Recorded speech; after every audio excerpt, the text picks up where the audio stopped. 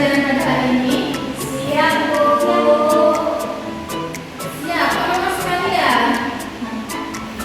Ya, sebelumnya kita akan absensi dulu ya. Marhama, Bu. Resa, Bu. Salsa, Bu. Siti Nurhidayah, Bu. Mega, Bu. Oke, berarti yang tidak hadir ada yang kurang, yang sakit ya. Oke, coba ini kita kalian berdiri dulu.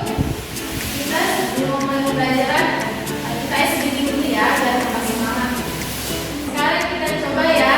1, 2, 3. Saya datang untuk hadir dan bersemangat. Saya datang untuk hadir dan bersemangat.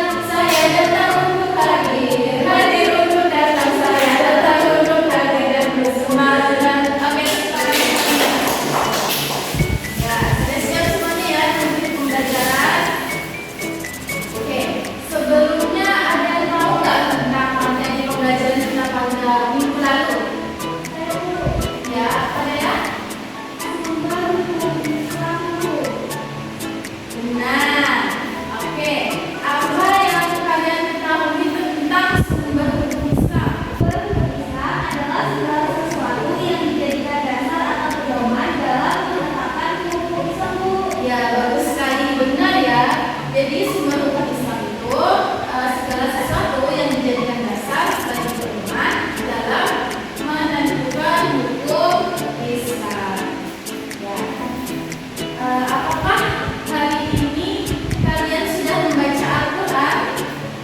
Sudah, Bu. Sudah, benar. Mengapa ya Al-Quran itu sangat penting, ya Bu? Ya, karena Al-Quran kitab suci umat Islam, Bu. Ya, benar sekali. Jadi pada hari ini kita akan mempelajari tentang pengertian Al-Quran dan kedudukan Al-Quran dalam Islam ya.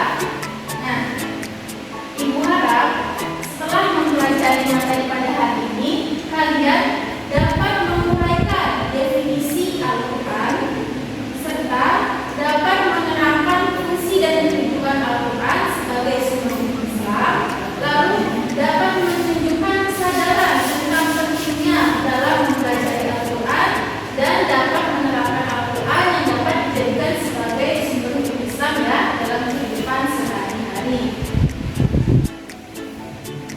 Nah, jadi di sini kita akan membahas pertama tentang pengertian dari Al-Quran. Ada yang bisa membaca?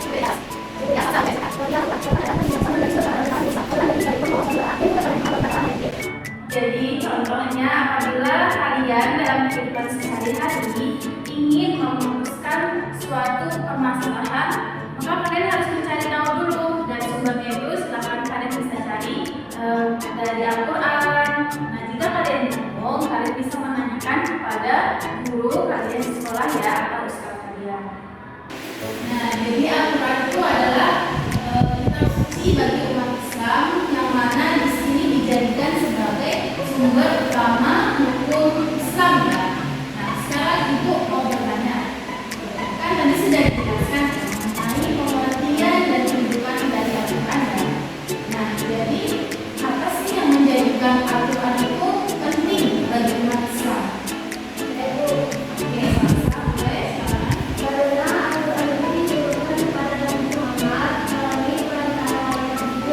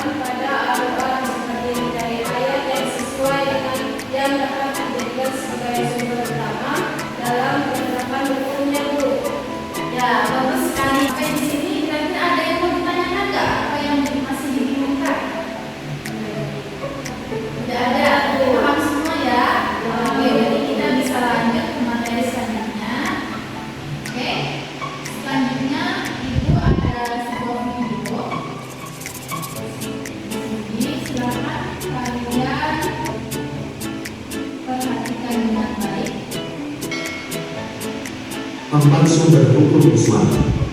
Sumber hukum Islam merupakan hal penting bagi umat manusia. Karenanya, umat manusia yang beragama Islam dapat merujuk ke sumber-sumber tersebut sebagai petunjuk dalam melakukan segala aktivitas di dunia. Manusia tidak akan pernah luput dari kesalahan dan permasalahan di dunia.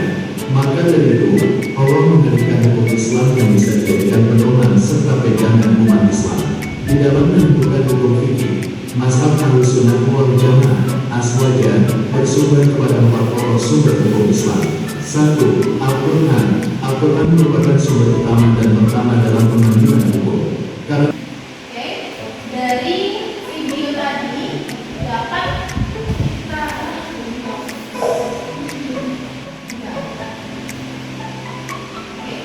dari video tadi dapat kita ketahui bahwa terdapat 4 pokok sumber hukum Islam.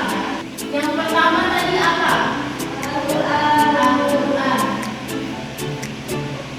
Nah, yang kedua hadis. Yang ketiga ijma. Dan yang keempat qiyas. Nah, jadi di sini Al-Quran adalah nomor 1 ya. Artinya Al-Quran dijadikan sebagai pokok utama atau sumber utama dalam penetapan hukum Islam sebelum merujuk kepada hadis, ijma, dan qiyas.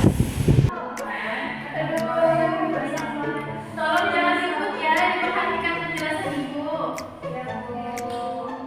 Akan video tadi, Ibu akan meminta kalian untuk membagi menjadi 2 kelompok. Sebelah sini kelompok 1 ya, dan sebelah situ adalah kelompok 2. Nah, tugasnya berdasarkan video tadi, kalian mencari contoh penerapan Al-Quran dalam kehidupan sehari-hari. Pasal di contohnya gitu ya.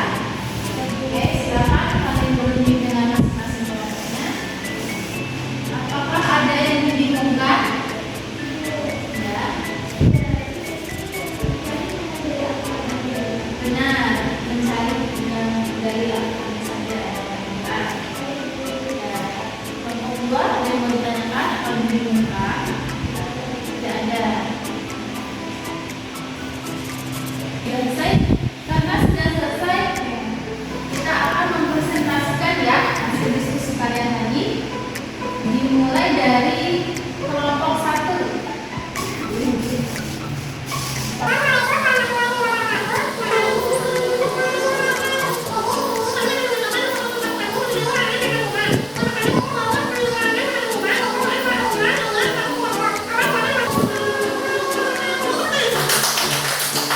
Bagus sekali ya tadi jawabannya. Nah, berdasarkan dari hasil diskusi tadi, ada yang dapat menyimpulkan apa sih kalian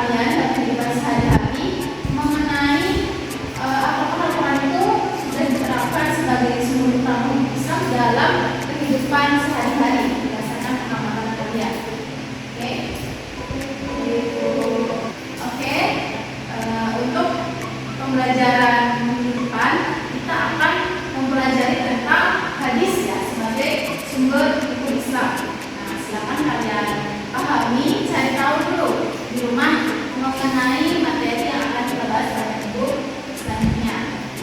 Baik, itu saja yang dapat Ibu sampaikan.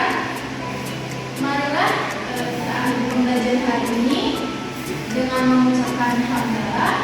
Alhamdulillah. Ibu minta satu orang untuk memimpin doa ya. Siapa? Ya.